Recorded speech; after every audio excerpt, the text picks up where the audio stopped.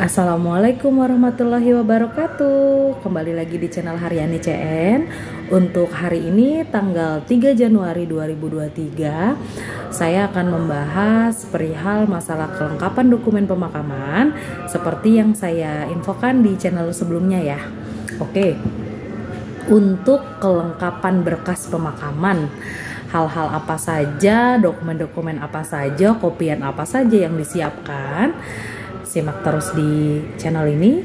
Saya akan rinci agar lebih jelas ya. Oke, yang pertama, pada saat penguburan, setelah pendaftaran dan setelah pemakaman, itu ada 7 item wajib yang harus dilengkapi dengan masa waktu kurang lebih sekitar 1 bulan atau 30 hari dari pemakaman ya. Nah, itemnya apa saja? Oke, di sini saya akan bahas. Yang pertama, KTP almarhum. Yang kedua, KTP ahli waris. Yang ketiga, surat medis. Yang keempat, kartu keluarga. Yang kelima, akte kematian. Yang keenam, surat tumpang jika memang ditumpang. Dan yang ketujuh, surat pengantar RT RW atau domisili KTP almarhum ya. Oke, ada 7 item yang harus dilengkapi. Nah, dari 7 item tersebut kita kupas tuntas satu-satu ya.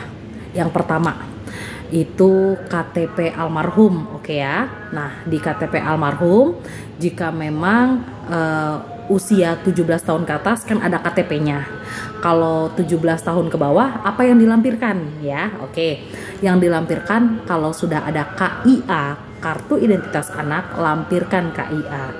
Jika belum, akte lahir boleh gitu ya. Kalau yang bayi lahir, baru lahir ya gitu ya, itu tidak perlu akte, tidak perlu KIA, hanya surat keterangan lahir mati saja dari kelurahan atau rumah sakit tersebut. Biasanya cukup yang dilampirkan KTP orang tua bayi gitu ya. Oke. Nah, itu poin pertama tuntas, clear ya. Poin kedua, KTP ahli waris ya. Poin kedua, KTP ahli waris. Ahli warisnya banyak, anaknya ada 2, 3, 4 atau lebih gitu ya. Dilampirkan semua, Bu? Tidak, salah satu saja yang mau jadi penanggung jawab lubang. Oke? Clear ya? Nah, ada lagi yang bertanya, Bu, si almarhum tidak punya anak, jadi tidak punya ahli waris gitu ya. Jadi siapa dong KTP yang dilampirkan? Nah, penanggung jawab dari petak makam tersebut. Boleh adiknya, boleh kakaknya, keponakannya, sepupunya, iparnya juga boleh. Oke? Nah, untuk poin kedua tuntas ya. Lanjut ke poin berikutnya. Nggak berurut ya, tapi yang penting paham. Untuk medis, surat medis. Oke, surat medis biasanya dari klinik, dokter praktek, dokter pribadi, rumah sakit terdekat boleh ya. Yang penting ada medis yang bertanggung jawab menyatakan bahwa si almarhum sudah meninggal dunia gitu ya. Jadi untuk meminimalisir hal-hal mati suri dan sebagainya gitu ya. Nah, untuk akte kematian. Nah, akte kematian itu didapat dari kelurahan sesuai domisili KTP almarhum. Oke ya. Nah, kalau memang KTP almarhumnya di luar DKI, ya ditunggu, diproses di kelurahan tersebut. Kan kita kasih waktunya 30 hari gitu ya.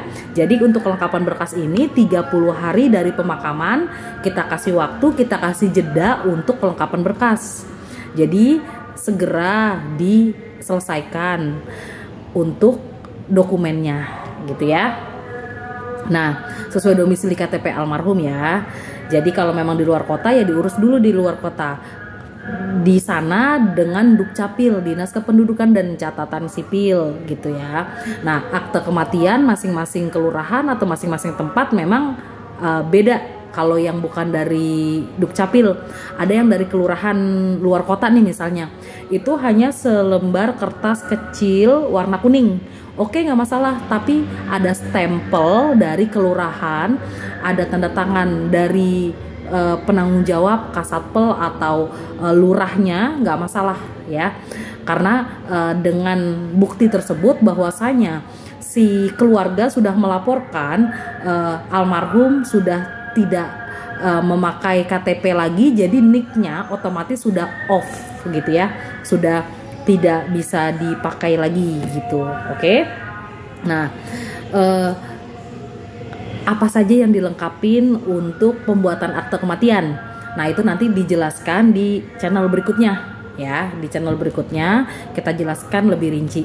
Tapi yang jelas akte kematian itu harus dilampirkan pada saat kelengkapan berkas dokumen pemakaman gitu ya. Dilampirkannya akte kematian berdasarkan domisili tempat tinggal almarhum sesuai KTP gitu. Oke, clear.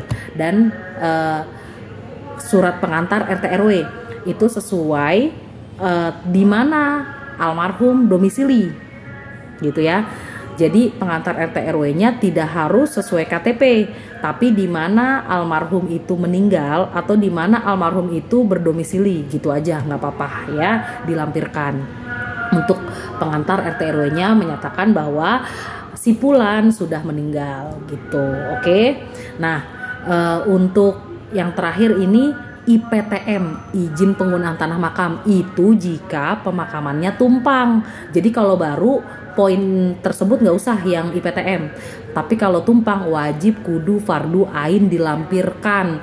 Kalau memang tidak ada surat IPTM-nya, diganti dengan surat keterangan dari kepolisian, surat kehilangan ya, bahwa surat makam atas nama si Fulan hilang gitu ya. Ada lokasi blok plat petaknya, itu bisa dapat notis dari petugas admin yang ada di TPU gitu ya. Nah, IPTM ini wajib dilampirkan. Nah, ada syarat lagi nih. Sudah IPTM apalagi Bu gitu kan. IPTM tapi statusnya harus aktif.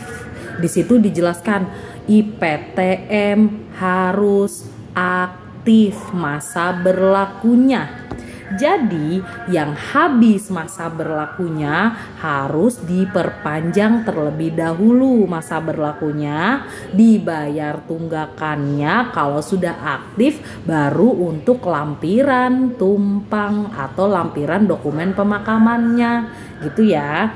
Nah, tapi ada lagi pertanyaan nih Bu, kalau saya perpanjang masa berlaku dulu, itu jenazah nggak dimakamin dong? Tetap dimakamin. Jadi prosesnya itu tetap pemakaman terlebih dahulu diutamakan, baru kelengkapannya menyusul. Untuk pengurusan tunggakan, pengurusan dokumen dan lain hal itu menyusul. Yang dimakamkan itu hanya 3 item wajib yang sebelumnya sudah saya jelaskan di channel sebelumnya, yaitu KTP almarhum, surat medis, dan surat tumpang jika memang ditumpang. Hanya itu saja, selebihnya menyusul. Jadi tidak ada tuh bahasa pemakamannya ditunda karena ada tunggakan, tidak, tetap dimakamkan, baru nanti menyusul kelengkapan dokumen pemakamannya begitu. Oke, jadi jangan salah paham. Di sini saya meluruskan, mengklarifikasi hal-hal yang tidak baik yang dibicarakan sama oknum-oknum di luar begitu ya. Oke. Nah, setelah aktif dilampirkan suratnya 7 ya, tadi 7 item ya. Jadi 7 item tersebut dilampirkan ke petugas administrasi di TPU untuk kelengkapan dokumen pemakaman. Maka petugas administrasi akan memberikan surat pengantar pemakaman yang selanjutnya dibawa pihak keluarga ke PTSP kelurahan, dan akan diterbitkan surat IPTM pemakaman, baru clear. Pemakamannya selesai, suratnya tuntas, tinggal disimpan, berlaku 3 tahun untuk yang makam baru. Tapi untuk yang tumpang, masa berlakunya mengikuti masa berlaku surat tumpang yang lama. Jadi sudah ada pemakaman sebelumnya, masa berlakunya cuma setahun dari pemakaman yang baru. Ya udah, berarti hanya berlaku setahun, nanti setahun kemudian perpanjang gitu ya. Jadi kalau tumpang patokannya di surat sebelumnya, surat IPTM yang lama. Ya, bukan pemakamannya misalnya nih, ini tanggal 3 Januari 2023, berlakunya sampai 2026, tidak. Tapi kalau tumpangannya kapan habisnya? 2024, ya sudah. Berarti dari 2023 berlaku sampai 2024 cuma setahun. Nanti setelah setahun perpanjang langsung 2 nama sekaligus. Jadi yang setahunnya itu hanya masukin nama terakhir.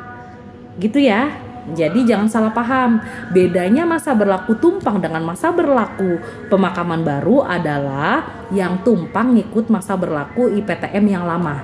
Kalau yang baru, pemakaman baru, dari dia makamin 3 tahun ke depan. Oke? Clear ya? Paham ya sampai sini ya? Jadi semoga informasinya bermanfaat untuk season kali ini. Channel hari ini pembahasannya tentang pemakaman, kelengkapan dokumen pemakaman, dan untuk season berikutnya, channel berikutnya, saya akan informasikan hal lain masih seputar pemakaman, biar semuanya paham secara rinci, biar semuanya mengerti. Ya semoga bermanfaat, ilmunya bisa dipilah-pilih, cerdas dalam menyaring berita, terus paham tentang rincian yang sudah saya jelaskan. Jadi tidak ada miskomunikasi, kesalahpahaman tentang yang tadi saya jelaskan di awal tuh, yang tidak ada pemakaman, tidak boleh dimakamkan sebelum tunggakan dibayar, nggak ada tuh kayak gitu ya. Jadi di sini saya mau meluruskan, saya mengklarifikasi bahwasanya TPU tidak seperti itu, oke? Nah, jadi semua ada jalan keluarnya. Kalau syaratnya lengkap, dokumennya lengkap, sesuai aturan, sesuai prosedur, kita langsung makamkan, kita langsung kuburkan sesuai dengan syariat gitu ya. Oke, sampai sini saya mohon pamit dulu. Untuk besok insya Allah saya akan lanjut dengan judul lainnya. Oke, Assalamualaikum warahmatullahi wabarakatuh.